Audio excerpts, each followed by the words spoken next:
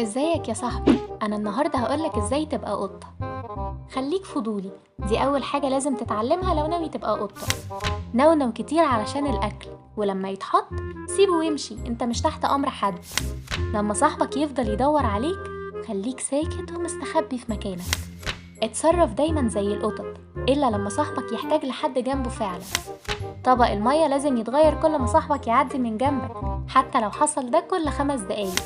خليك مع صاحبك في كل حتة يروح فيها، امشي قدامه يدوبك بخطوتين. لو صاحبك صحاك من النوم اظهر له انزعاجك من الحركة دي، لكن مش مشكلة لو صحيت صاحبك من النوم.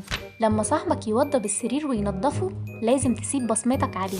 القط الاسود بينام على الهدوم البيضة، والقط الابيض بينام على الهدوم السوداء. راقب الضيوف الجداد وحطهم دايما تحت عينيك. أول ما حد يسيب مكانه احتله فورا وكأنك موجود هناك من سنين. اهتم بوضعك وسط العيلة في أوقات الأكل تحديدا. سيبك من أكل القطط اللي قدامك ده وركز أكتر مع أكل البشر، بيبقى لذيذ جدا. لما صاحبك يرجع من يوم شغله الطويل لازم تبقى أول حد في استقباله على البيت. يعني إيه كلمة شبعان دي؟ أنا أول مرة أسمع عنها.